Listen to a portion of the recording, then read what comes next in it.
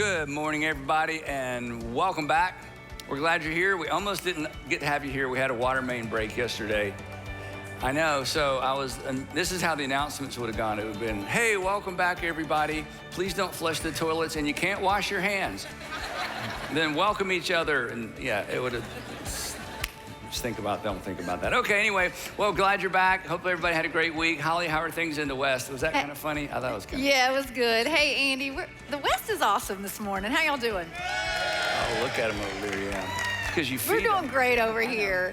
Hey, if it is your first time with us, welcome to North Point Community Church. And whether you're joining us from the East or the West, or if you're watching online, we're so glad that you're here. And we want you to know what we are all about. We've got a specific agenda around here. We're one of 8 Atlanta area churches, and we all have the same mission, and that is to inspire people to follow Jesus. Yep, and if you are new, there's a couple things we'd love for you to do. Consider one, on your way out today, if you'll drop by Connections, which is out in the lobby, we would love to give you a free gift. And yes, it's a bribe for us to get to meet you. So if you drop by, then we'd give you that. Or if you use the QR code on the seat back in front of you, and you'll go to take you to our top 3 website that tells you what's going on around here. And there's a spot, if you just give us a little information about you, we will reach out this week and give you a little information about us. And Holly and I were talking about this week, this new survey just came out that said 80% of Americans said that if somebody would invite them to church, they would attend church with them, which was so interesting because we all kind of freak out about inviting somebody to church. What are they going to say? Are they going to hate me or, make fun of you? Which, of course, they don't. So anyway, we've got some opportunities coming up for you to invite people to church, and we want you to know about those, and you shouldn't be afraid to ask, and Holly's going to tell you about the first one. Yeah, you can find this on our top 3 website, and in the #1 spot next weekend, October 26th, we are hosting Fall Fest. It's one of those can't miss Sundays. We've got something for everybody. And our kids are gonna have a mega awesome costume party. They're gonna wear their not so scary costumes. And if you see a little 4'3" Monopoly man wandering the halls, that is my son. I thought, such a classic costume, right? And I said, hey, why do you wanna be Monopoly man? And he said, I just love money. That's good parenting. That's terrible parenting. Listen, that's why we bring him to church. That's We're why you all bring a him work to in church. progress. Yeah. I Yeah. think he's not the only one here. He was just that's honest. right. Yeah. Anyway. Yeah, our kids get really creative about these costumes next weekend. Our middle schoolers, they have a ball with Trick or Transit. They're probably the most creative of the whole group. And then adults, we got something for you too. We're gonna head to the lawn after service, sip some hot apple cider, hang out. It's one of those perfect Sundays to invite somebody to come and sit with you. So be sure and make your invite this week. Yeah, bring those costumes unless you're an adult. Also, they have another opportunity coming up on November the 6th. That's a Thursday morning. We do this 3 or 4 times a year. We call it Leadership Lab. We bring in an outside guest to speak to people in the business community, marketplace leaders. A lot of you have been to this. It's it's just 1 hour. And so basically, you would invite your boss to work. You can invite your team to work. You can buy a table if you want. Our guest speaker that morning is going to be Tim Elmore. He's talking about working with Generation Z, Gen Z. He's just written a book about this. This is a ticketed event, so it's $20, but for $20, you get coffee, a light breakfast, and you get a copy of Tim's book entitled The Future Begins with Z. If you have a son or daughter who is Gen Z, you might want to let them go to school a little bit or later that day. Bring them with you because he's going to give some tips about how Gen Z should get into the marketplace as well as working with Gen Z. I've interviewed Tim on this topic. It's absolutely fascinating. We start at 7:30. We get out at 8:30. We let you out on time in order to get to school or to get to work. So that's Thursday, November the, 9th? 6th, thank you, November the 6th. And you can go to the top 3 website to register. And again, this is a great opportunity to invite some folks from work to church, some good, helpful content. So. Yep, that's right. Well, that's not all that we've got coming for you. In 3 weeks, November 2nd, it's our 30th birthday celebration. Andy, we're 30 years old. Oh, they're clapping over here, I know. Sandra and I were 15 years old when we helped start. Yeah. Yeah, that's right. I can't believe it's been 30 years, ain't it? I know. Hey, that's a Sunday you want to plan to be here. And if you usually watch online, be in the building that Sunday. And if you live out of town, no problem. Let us know you're coming and we will save you a seat. Happy to. It's gonna be a great celebration that Sunday. But that's what's coming up. But today, we got a great service for you. Andy is continuing our series, The Response of a Lifetime. But before that, we're gonna sing together with Aaron, BJ, Natasha, Tan, Taylor, and Tommy. So if you will, stand up, say hi to somebody, and tell them who you're inviting to Fall Fest.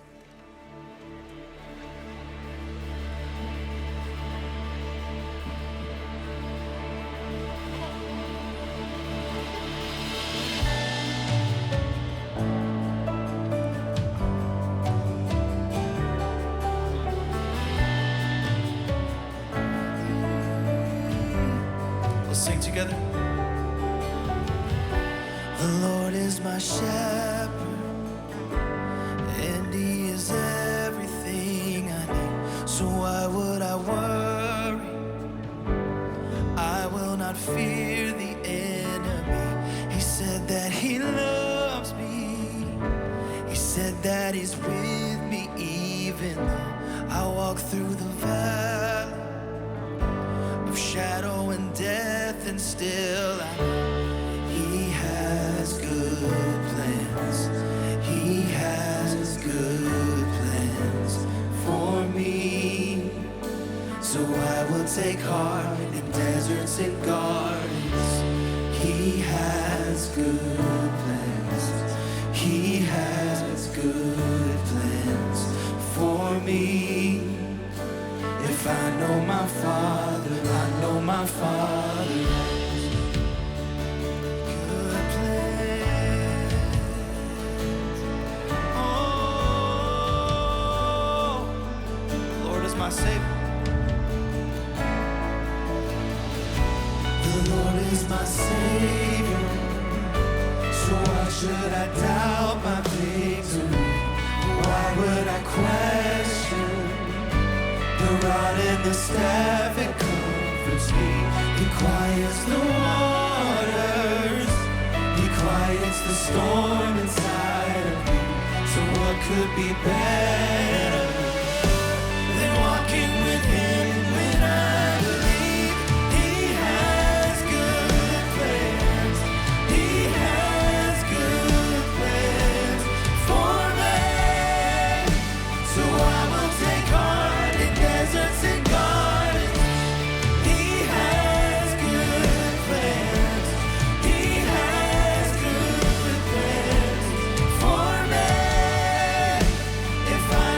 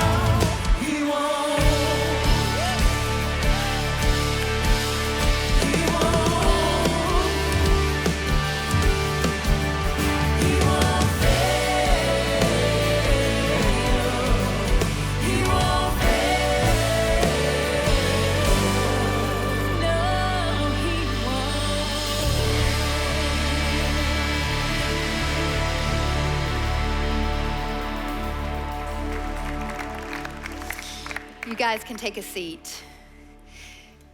Many of you may have heard that we're in a brand new season in the life of our church, a season that we're calling Deeper, Wider. And here's what our hope is through this season, is that we can make a deeper investment in our network of churches so that we can have a wider impact locally, nationally, and really all over the world. And one of the things we love to do during this season is to share stories of what God is doing through this Deeper, Wider initiative. And so today we're bringing you one from all the way across the pond. We've got some friends, some great partners really, in the UK and Ireland. They're part of a network that they call the Further, Faster Network, and they are doing a great work. Take a look.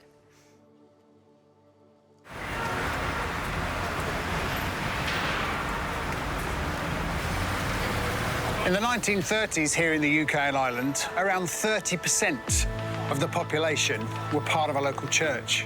By the year 2000, that number had dropped to just 12%. And now, in 2025, it's down to just 6% and 2% in Ireland. And those numbers are truly sobering, but they've also fueled a huge sense of urgency. And that urgency gave rise to the Further, Faster Network. We're a network partner of North Point Ministries, and we have the same simple goal: to create irresistible churches in every community across the UK and Ireland. And with your help, it's working. And churches in our network are beginning to reverse that trend. Together, we're seeing upwards of around 900 people a year starting a journey of finding and following Jesus. And what began as 5 churches back in 2019 has now grown to over 40 churches. And right now, we're praying and we're planning to grow to up to 100 churches by 2029. And here's the amazing bit. You in Atlanta, you're having an enormous impact here in our part of the world. Your volunteers have shown us what it looks like to serve consistently and passionately, week in and week out, investing in the next generation. Your leaders have traveled across oceans to inspire us, sharing your experiences, your passion, and your heart for creating churches that welcome unchurched people. And your generosity, honestly, it's what sustains us. Your investment in the Deeper, Wider initiative is helping to fuel this movement, making it possible for more churches to launch and to grow and to reach more people who are far from God. And this past June, at our Further, Faster conference, we welcomed hundreds of church leaders, representing over 70 churches who gathered together to learn from you about how to create an irresistible church in their community. And we're eager to see what God continues to do through all of us here in the UK and Ireland. And we can't thank you enough for extending your vision and your friendship and your generosity far beyond your city, far beyond your country, 4,000 miles over the ocean to our front door. Thank you.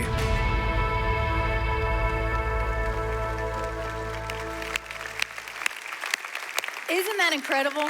Can you believe what we experience every week? People are experiencing that all over the world. It is crazy to think about. And you guys are helping take the gospel to people and places that need it the most. So for those of you who are on this Deeper, Wider journey with us, you've made a commitment and you're giving, thank you, thank you. Thank you. Our friends in the UK and Ireland, they thank you too. And they're benefiting so much because of your generosity. And it's not too late to be part of Deeper, Wider. We'd love for you to join this adventure with us. If you want to learn more, you can just scan that QR code on the seat back in front of you. That'll take you to the Top 3 website. You can read all about it there. You can stop by our display right outside the East Auditorium. We would be happy to answer any questions that you have about Deeper, Wider. Well, at this time, we're going to continue with our service. So if you will, please turn your attention to the screen for part 2 of the Response of a Lifetime.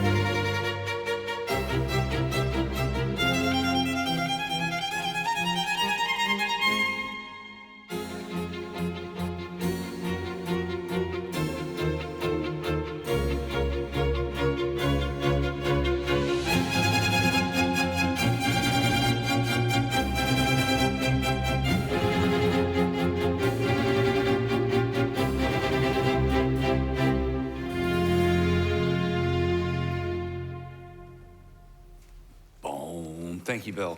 Yep, if you were here last week, you saw that. And people were asking, was that AI? I'm like, no, I think I told you last week, there's a guy over in the West Auditorium built that whole thing for us. He's 12 years old. I'm just kidding. Anyway, it's amazing. Hey, I want to welcome all of our partner churches from all over the country who are watching today. And of course, our Atlanta area churches and our friends at Southside. And a quick shout out to those of you at Brownsbridge Church, a little bit north of here. 2 Sundays ago, October 5th, you had a baptism Sunday. At Brownsbridge Church, they baptized over 250 people on a single Sunday. It was amazing. If you follow me on Instagram, I actually posted a little summary video, and I'm sure it's on their website as well. It was so inspiring. Every time I watch it, I just get teary-eyed, and I'm just so proud of our church and excited about what's happening all over our city and all the other places that we get to be a part of. So jumping into today's content, one of the reasons that you respect the people that you respect most, and this isn't a religious thing, this is just kind of a thing, but all the people that you respect the most, one of the reasons you respect them the most is their response to one or both of two things. You respect them because of their response either to adversity or prosperity, or perhaps both if the winds change for them. But the people that we respect most are the people who have responded to adversity and prosperity in unusual ways. People who were hurt and then chose not to hurt back. People who were treated unjustly, but then didn't strike back at the people who treated them unjustly. And what's so amazing, and you know these people, you've met them, in fact, some of you are them. You've met people who just seem to have their life together and everything's great. They're kind of a wrinkle-free, people, and everything's just wonderful. And then you hear their story, and there's so much adversity and heartbreak, either relationally or physically or medically or whatever it might be, and you're shocked. You're just shocked because you feel like, wait a minute, you just don't seem to be the kind of person that's been through that. And the reason that we're so impressed is because of their response to heartache and heartbreak. And then at the same time, you've met people who have a lot, because they've worked hard, or they built something or sold something, or they're just very, very successful. And you don't know that when you meet them, and you find that out down the road because they've not been affected by it. In fact, you wouldn't know they had a lot unless you knew. They're generous, but not pretentious. They're comfortable. And again, it's because of the way they have responded to prosperity. So the people that we're most impressed with, generally, they fall into, to some extent, they fall into one of these two categories. And we respect them, again, because of how they exercise what we're calling in this series, the way they've exercised their superpower, their respondability, their ability to respond and choose a response rather than having the response chosen for them, either because of circumstances or because of people around them. And as we talked about last time, this is a superpower, obviously, that all of us share. And it has such extraordinary potential. This superpower that we all have has the potential to thwart evil, to reverse the course of a life. It has the power, as we are seeing in the story we're looking at together, to redeem suffering, and it empowers us to choose our way forward rather than having our way forward chosen for us by other people or by circumstances. It allows us to choose our way forward regardless of what life brings our way and regardless of what life in the past brought our way. And your respondability, your ability to respond, it empowers you, it empowers me, it empowers us to respond rather than react. And we talked a lot about this in part one of the series, that oftentimes a reaction to something, a reaction to makes us a reflection of. A reaction makes us a reflection. A reaction to makes us oftentimes a reflection of the behavior of other people. A reaction to can make us a reflection of circumstances that were forced on us. And a reaction, you know this, as adults we know this, but we forget. A reaction is basically relinquishing control of our lives. And here's the thing, and here's what we're gonna talk about a little bit today, so get this part. If we stare too long in the direction of our hurt, or if we stare too long in the direction of our prosperity, we run the risk of absorbing the characteristics of our adversity and our prosperity. This is why people are affected. So let me say that again. If you stare, if we focus too much, I guess it's another way of saying it. If you focus too long and hard in the direction of your hurt or the direction of your prosperity, over time, you run and we run the risk of absorbing the characteristics of that. That's why you've met people who are so bitter. And when you hear their story, you understand why they're so bitter. You understand why they're so angry. But unfortunately, they absorb the characteristics of that. Or you've met people who are so affected by their wealth, affected by their prosperity, and they're uncomfortable. They kind of throw you off balance. And it's because they were affected. And they were affected because they allowed the implications of all that to kind of get on them, I guess is a way of saying this. You don't want to be that way. I don't want to be that way. And people who are that way, they don't want to be that way. They don't even oftentimes know they're that way, right? And this is the power of a measured response. This is the power of your superpower, your respondability. And the people who get this right are the people who amaze us. Instead of reacting to their circumstances, good or bad, they choose what we're calling a measured response. Now, this past Monday in our small group, we discussed the sermons, which is really awkward when you're in the small group with the preacher. And it's amazing. Everybody in our small group always tells me that they thought the sermon was great.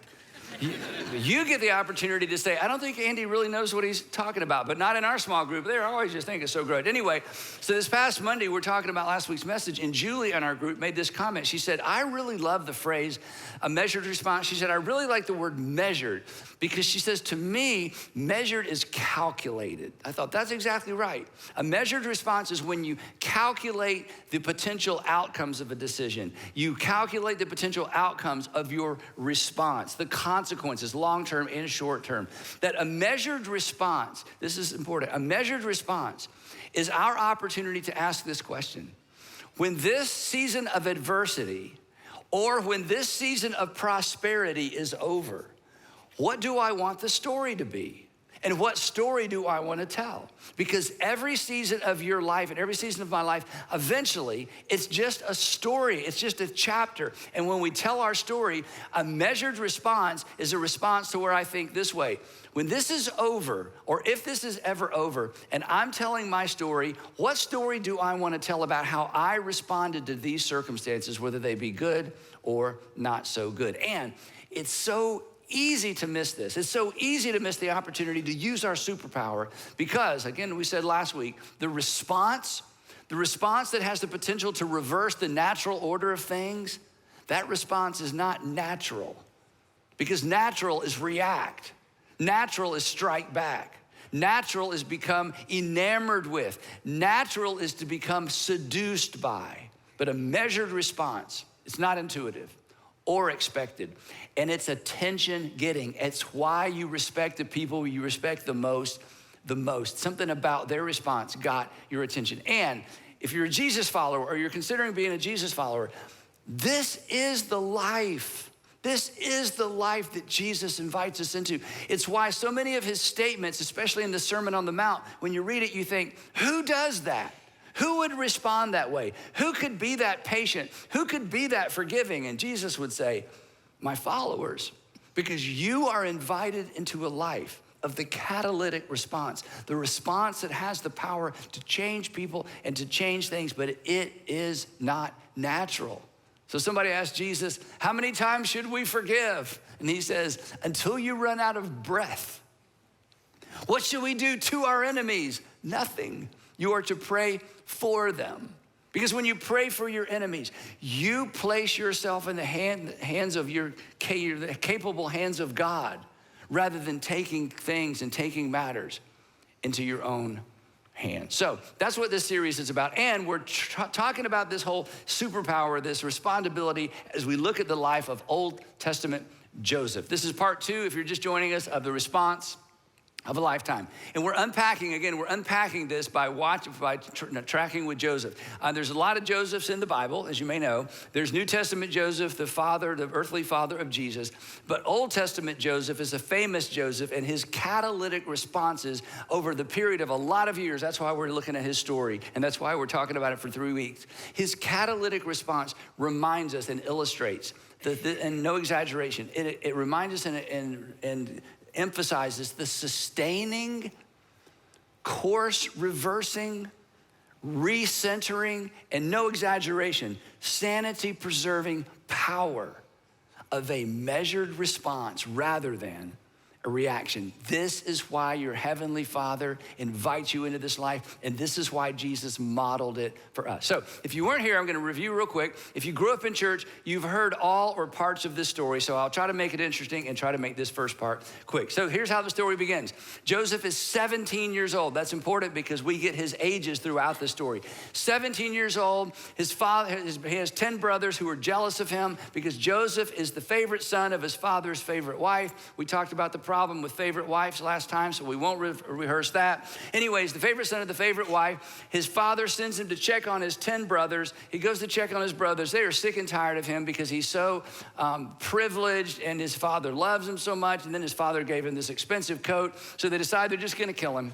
So they take Joseph, strip off his clothes, throw him in a cistern, basically an open pit or well, deciding how do we, end his life. Then they decide, hey, let's make a few dollars. They decide instead to sell him as a slave to Ishmaelite slave traders on their way to Egypt. So he gets sold to them, then he gets to Egypt and gets sold again, and he's purchased by a man named Potiphar, who was the captain of the guard of no other than Pharaoh himself. And throughout the story, the author of the story, who knows how the whole story ends, even though Joseph didn't know how it was gonna end, the author of the story reminds us of something that is so important for all of us. He says throughout the story that Joseph responded, and that's why we're using this word, that Joseph responded as if God was with him when it looked as if God had in fact abandoned him. And that's the challenge for me. And that's the challenge for you. So now he's a slave. And so what did he do? He outslaved all the other slaves. And eventually, he got bought on Monday and by Thursday, eventually, like over the course of several years, he eventually got the attention of his master, Potiphar. And Potiphar recognized his talent. He recognized his hard work. He recognized there was something about this young man, and he elevated him. And eventually, Joseph became the personal attendant of Potiphar, and was put in charge of Potiphar's entire household. He served as a slave for years. Now he's in his 20s. Years have gone by. Nobody's looking for him at home. Nobody's looking out for him anywhere. And that's where we're gonna pick up the story where we left off last time. The text says this: now Joseph, he's been in Potiphar's household for several years now. Joseph was well-built and handsome, and after a while, Potiphar's wife took notice of Joseph and said, come to bed with me. And he refused. Now, I think she'd never been refused, is my hunch, okay? Joseph is property. This isn't a request, this is a command. So Joseph tries to reason with her. Now they've had some kind of relationship because he's been in Potiphar's household for several years. So he tries to reason with her. And he says, wait, you don't want to do this. With me in charge, he says, my master, Potiphar, doesn't concern himself with anything in the house. My master has not withheld anything from me except for you. Because, by the way, you are his wife. Have we forgotten what's happening here, right? And then he makes this comment. This is one of those moments in the story that I want you to have in your life, and I want to have in my life. These moments where we do the unexpected, where we say the unexpected, where we refuse to allow circumstances to dictate our actions and to dictate our response. And in this moment, Joseph employs his superpower, his respondability, fused with his faith in God. And he says the unthinkable, and this is so offensive. And this is the first of many offensive statements he makes, although he's not trying to be offensive. He says to Potiphar's wife, how, in light of the fact that your husband has entrusted me with the whole household, how could I do such a wicked thing? And now he's accusing her of being wicked. Why? I mean, how could I, in light of he's trusted me, how could I do such a wicked thing? And then this part, and sin against God. And the word he uses for God is his God, Elohim. At which point in the story, I want to stand back and say, whoa, let me just interrupt for a second, ask you a question, Joseph. You don't want to sin against God. Is this the same God that has done nothing for you lately? The same God who stood back and watched as your brothers grabbed you, stripped you of your clothes, threw you in a well and left you to die? That God, the God who watched as you were sold into slavery, and only God only knows what happened to you between the time you were taken by the Ishmaelites and the time you showed up in Egypt. The God who did nothing for you, the God who stood by and watched as you were stripped and stood on an auction block and auctioned off to the highest bidder. That's the God you're trying to remain faithful to? The God who now has put you in a no-win situation with your master's wife? And here he is attempting to remain faithful to God. There's been no evidence of God's faithfulness to him, no practical evidence. And again, we're reminded, because we know how the story ends, we're reminded in our lives that just because we can't sense God's presence doesn't mean God isn't present. Just because we don't hear God doesn't mean that God isn't active. That God can be silent and God can be seemingly still and still present in the world and in our lives. And somehow Joseph responds as if God is very much a part of his story and very much aware of what's going on. So that's the God that you're trying not to offend. Again, ever feel this way? I think we all have, right? Maybe you've been a Christian since you were a child like me. Maybe you've been a Christian since you're a child and you've tried to do everything right and things continue to go wrong for you, but things continue to go right for people who aren't near as faithful. I mean, you wouldn't say this, so I'll say it on your behalf. You really are a better person than her. You really are a better person than him. You really have been more faithful to God than them, and yet they seem to get all the breaks and nothing comes your way. And you think to yourself at times, why am I even bothering? Why am I bothering to pray? Why am I bothering to believe? This is the situation Joseph's in. And even under these harsh circumstances, this is a life or death decision for him. He decides to remain faithful to the God who seemingly has not been faithful to him in return. Maybe it's this dynamic that caused you to leave faith.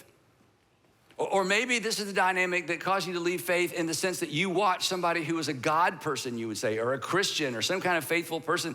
You watched them go through difficulty after difficulty after difficulty in spite of the fact that they were faithful. And you said to yourself, you know what, I'm out. If that's how it works, if that's all we can trust God to do, I'm out. It was just too much for you. And here's what I would just say before we get back to the story. As you consider or reconsider Christianity, here's something to keep in mind. Experiences like maybe the ones you've had, or experiences like the ones that the people you love have had, those do not stand in contrast to the story of the Christian faith. Those experiences are baked into the story of the Christian faith from the very beginning. Because as I say all the time, in Christianity, God allowed the worst possible thing to happen to the best possible person, Jesus, his son. So in spite of the fact that we don't like it, and as we're gonna see in a minute, like Joseph, we certainly don't enjoy it. It is not evidence for the lack of God or a lack of God's love or a lack of God's care. It is evidence of the fact that God is actually, as we're gonna see, with you. And when we use our superpower, when we respond as if God is with us, we are setting the stage for God to do something extraordinary through us. And those are the people that blow our minds. Back to the story. Potiphar's wife is relentless. The text says that day after day after day, she's like, come to bed with me, come to bed with me. Then one afternoon, she sends everybody out of the house. It's just her and Joseph. And she walks up to him and she grabs his cloak and she tries to pull him over to her. And he twists himself out of the cloak and flees and leaves the house. And there she is, holding his cloak. Evidence, she's gonna say, of evidence of the fact that he tried to do the very thing that he attempted to do the very thing that he had already committed not to do. And she takes the evidence to Potiphar, her husband, and says, that Hebrew that you brought into our home, he tried to attack me, and shows Potiphar Joseph's cloak. And so now Potiphar has to respond. Now here's just my hunch. I don't think he believed her. I don't think he believed her because I think he would have executed Joseph if he had believed her. Maybe this had happened before, who knows? Maybe he's so enamored with and so impressed by Joseph, he can't bear the thought of executing this Hebrew boy that has been so faithful to his family. We don't know, but he has to do something. So he throws Joseph in the dungeon, in the prison, and it's the same prison that Pharaoh puts his prisoners in as well. So once he gets to prison, Joseph has to then update his resume, his impressive resume. So here it is. Joseph Jacobson, kidnapped once, sold twice, falsely accused, and imprisoned. Bad things have been happening to good people since the very beginning. And bad things happening to good people is not evidence for the lack of God. It's not evidence for the lack of the love of God. It is in the story of Christianity from the very beginning. But once again, the author reminds us that while Joseph was there in Pharaoh's prison, later they're gonna use the word dungeon, they're interchangeable. But while Joseph was there in the prison, the Lord was with him. Now, again, here's my kind of cynical thought, so don't write this down or take this too seriously. I think at some point, if it was you or me, and maybe Joseph had these thoughts, we don't know. At some point, Joseph has to be thinking, hey, Lord, I got an idea. How about you go be with someone else for a while? Okay, you're killing me. Look, ever since you've been with me, things have gone from bad to worse. I have an idea. I would like for you to go be with my brothers. Take your time, stay as long as you want, and give me a break, right? Because I know you're with me, but it's not helping me. It's helped Potiphar. It's helped the people who've made money off of me. But for some reason, you being with me isn't helping me. It's killing me. He was thrown into a dungeon, and again, years go by. Every day is the same. He doesn't know how his story ends. Nobody's looking for him. Nobody's looking out for him. At home, they all think he's dead. Years go by. The food is the same. The labor is the same. And again, all of this is wrong because if the Lord was with Joseph, he would not be in the prison, would he? But again, even there, he uses his superpower. He refuses to react. He refuses to stare too long at the tragedy and begin to absorb and reflect the tragedy and the circumstances. He refuses to stare too long at the people who have hurt him. So he does not, in fact, absorb the characteristics of the people who've hurt him. And he uses his superpower and he responds as if God was with him. So the text says that once he got there, after time went by, the Lord is with him and showed Joseph kindness and granted him favor in the eyes of the prison warden. But again, I say, okay, that's great. But if you have a personal relationship with a prison warden, things are not going well for you, regardless if God is with you or not, right? Years go by. Years, again, every day is the same. There's no weekends. The food is terrible. And then, seemingly, something completely unrelated takes place. But nothing is really ultimately unrelated or random. Far away, he doesn't know about this, Pharaoh's baker and Pharaoh's cupbearer, his wine taster, his food taster to make sure Pharaoh isn't being poisoned. These two gentlemen have an incident with Pharaoh, and we don't know what it is, but Pharaoh is very, very angry with them. And he throws both of these gentlemen in his dungeon, in his prison, where they meet Joseph. Time goes by. Joseph begins to serve these two men who had served Pharaoh. Time goes by, years go by.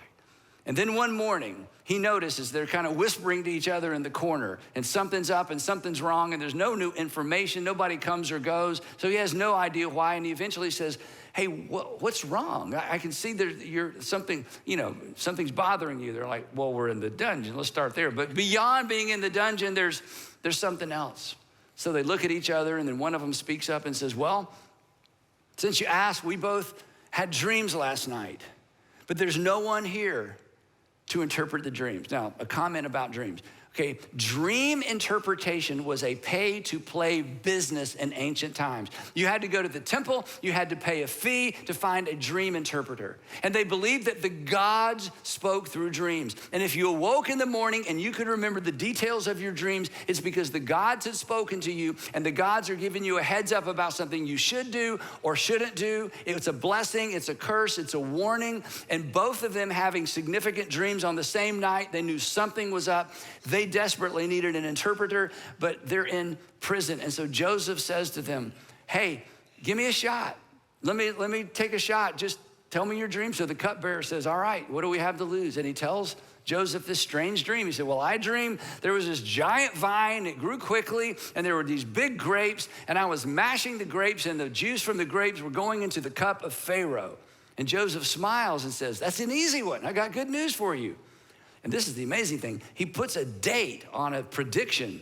You know, you don't do that, but he does. He puts a date on a prediction. He says, within 3 days, Pharaoh is gonna lift up your head and restore you to your position. And then what Joseph says next, this is so important. What Joseph says next reminds us, actually I don't think reminds, assures us that he's very human, that he's not enjoying this. When you read the story, it sounds like he's just kind of skimming along the surface of all these terrible circumstances. He's miserable. He's on the edge of becoming bitter and losing sight of the fact that maybe there's an end to this. Maybe there's a purpose to this. Because again, his life has become meaningless and purposeless. And so he says to the cupbearer, hey, the good news is you're gonna be restored. But when all goes well for you, remember me. Don't forget me. Everyone has forgotten me. Remember me and show me kindness. Mention me to Pharaoh and get me out of this prison. And then he just breaks and gushes and tells them his story. I was kidnapped. And even here, I've done nothing to deserve being put in a dungeon. And of course, the cupbearer's thinking, dude, hey, if 3 days from now I'm restored, I remember you, I'll never forget you, and I'm gonna sing your praises everywhere I go. That would be remarkable. I'm a bit skeptical, but that would be remarkable. Then the baker's like, what about me? What about my dream? So he tells his dream. His dream, he said, I dreamed that I had a giant basket on my head, and it had bread in it. Of course, he's the baker. It was full of loaves of bread, and the birds came down and ate the bread out of the basket on my head. And Joseph looks at him and says, gee, that's a tough one. I'm afraid I can't help you. Maybe that's what he should have said. Instead, he said, here's your interpretation. Within 3 days, Pharaoh will lift off your head, and then he should have just stopped there. That would have been good. And impale your body on a pole. He could have just stopped there. But you know that whole dream part with the birds? Let me tell you what that means. And the birds are gonna eat away your flesh. 3 days later, it happens exactly like Joseph predicted. The cupbearer is restored. And what do you think Joseph does? He does what I would do. He does what you would do. He would, when he got news that because somebody comes and gets both of these guys, leads them out of the prison. And the cupbearer's thinking, oh good. And the baker's like, I'd like to, could I stay? The cupbearer's restored, the baker's executed. And so what does Joseph think? He thinks, hey, finally the Lord is really with me. This is how it's supposed to work. I've got somebody in Pharaoh's palace who knows my name and knows that what I have just done. So 2 days later, he hears somebody coming in on the upper floor and he thinks, this is my day, and nothing. And days later, there's other visitors and he thinks, well, this is it. He's finally told Pharaoh about me, and nothing. Because the text tells us that the chief cupbearer did not remember Joseph. He forgot him. Once again, maybe this is where your story intersects the story of Joseph, because you feel like God has forgotten you. He hasn't forgotten everybody else around you, but he's not answering your prayers. He's not showing up for you. And it takes everything in you to remain faithful to the God who doesn't seem faithful to you. And the challenge of the story and the challenge of the gospel and the challenge of the message of Jesus is, will you trust me?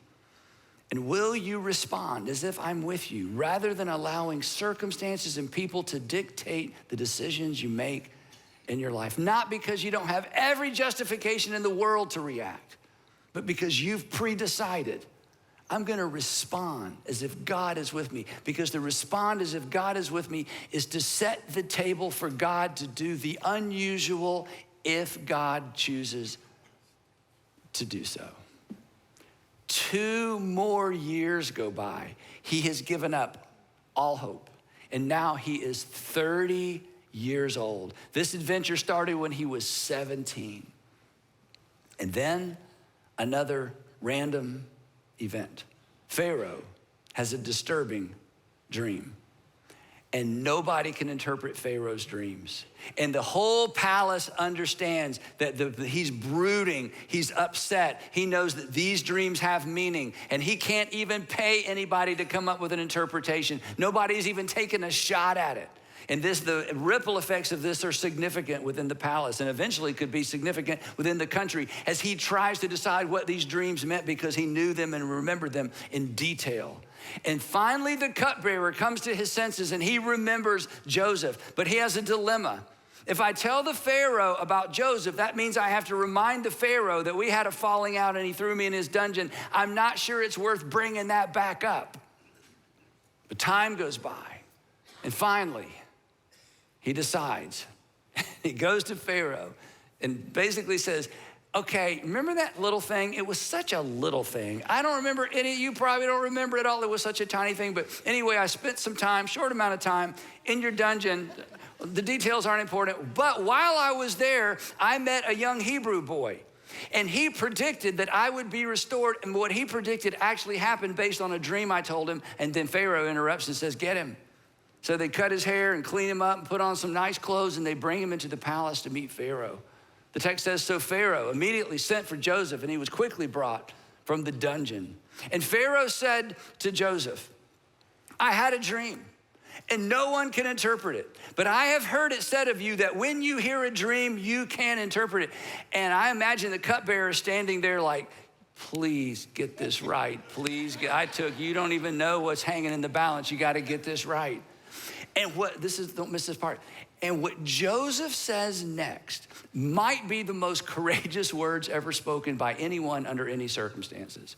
He's a foreigner, he's a slave, he's a criminal, and this is his big break. We would see it as, this is your big break. You know, initially anybody from the outside would see this, oh, this is your big break. But it wasn't just a big break. This was a big test. Will he still respond as if God is with him? And he does. Listen to what he says. He looks at the most powerful man in the world, the man with a word could release him and send him home.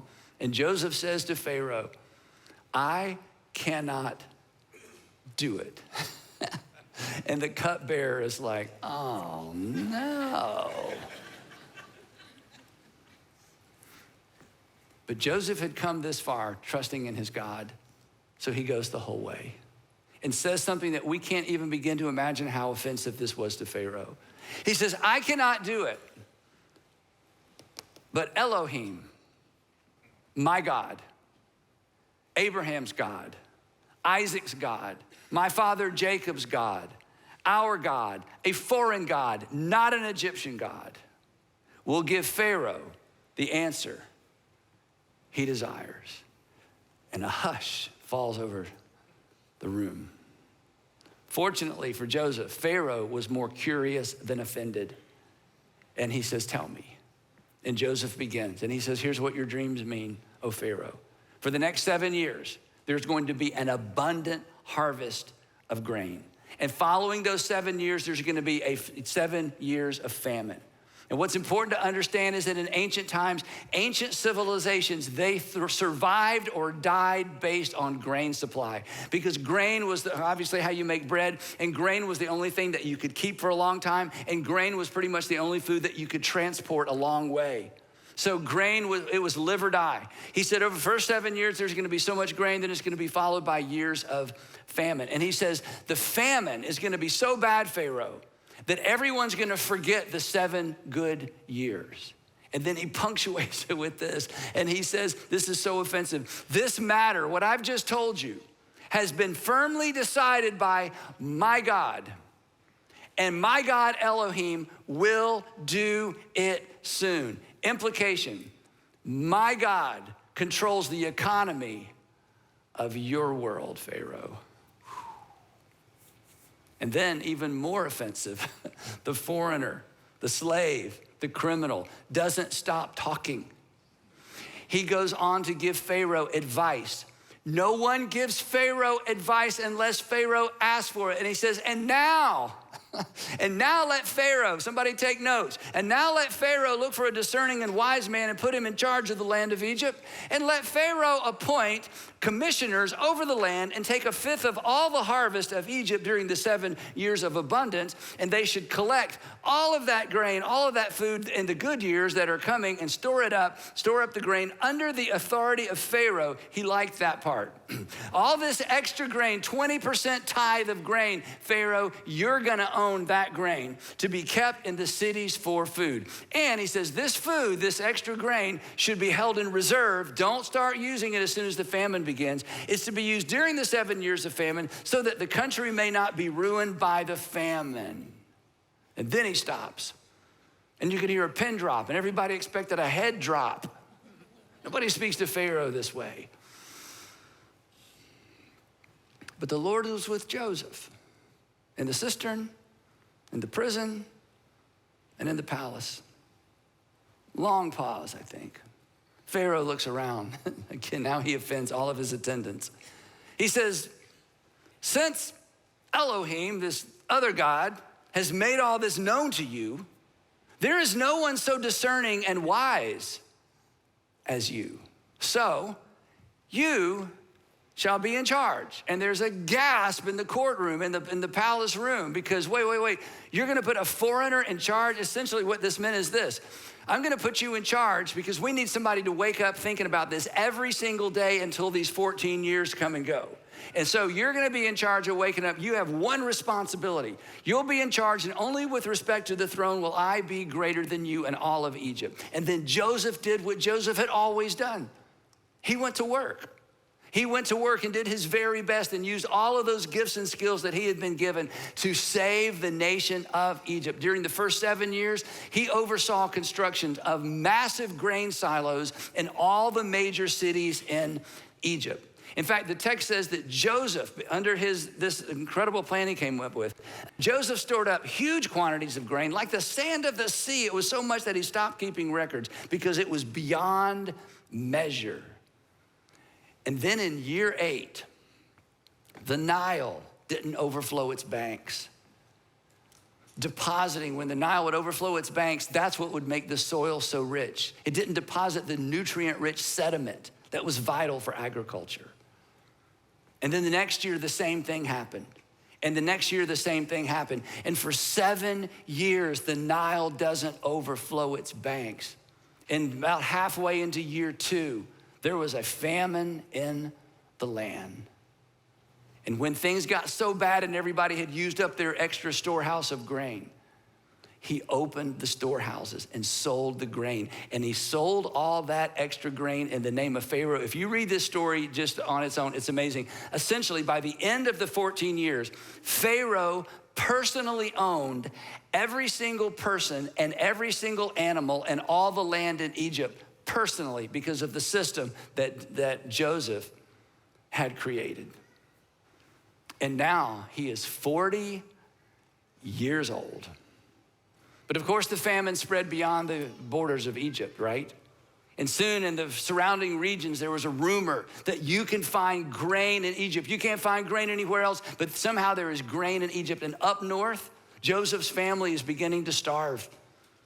And they sit there, and the text is kind of funny. It says, when Jacob, that's Joseph's father, who thinks Joseph is dead, when Jacob, Joseph's father, learned that there was grain in Egypt, he said to his sons, it's kind of funny, he said, why do you keep looking at each other?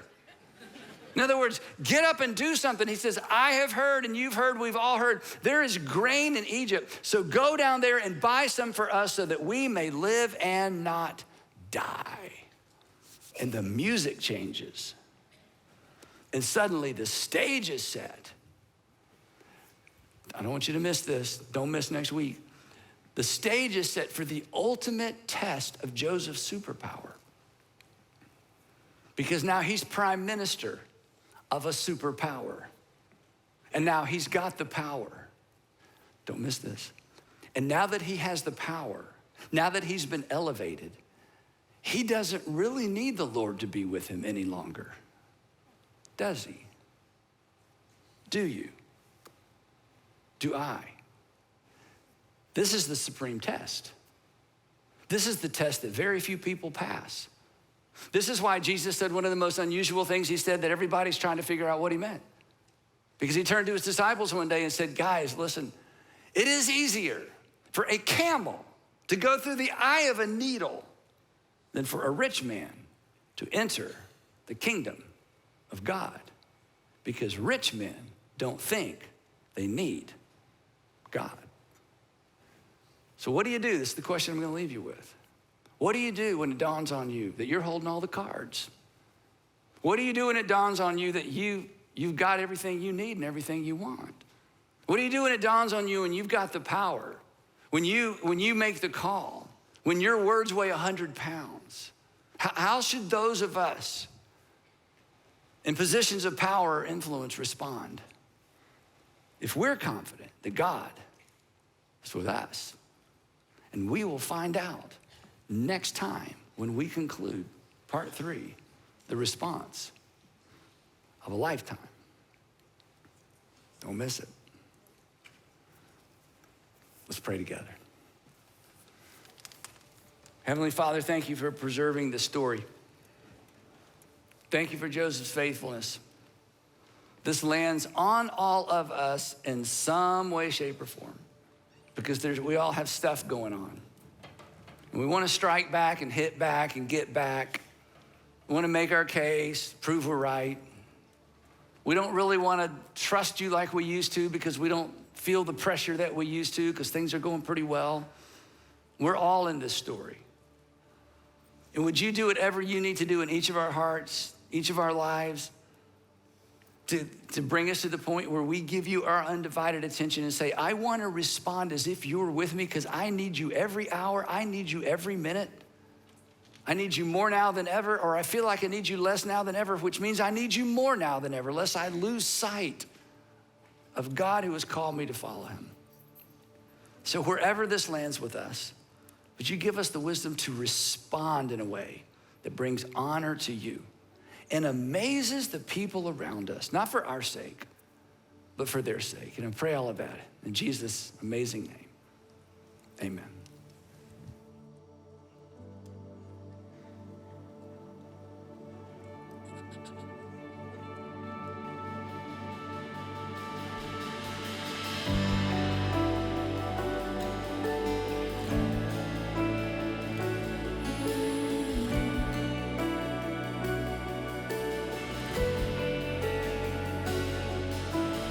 I will build my life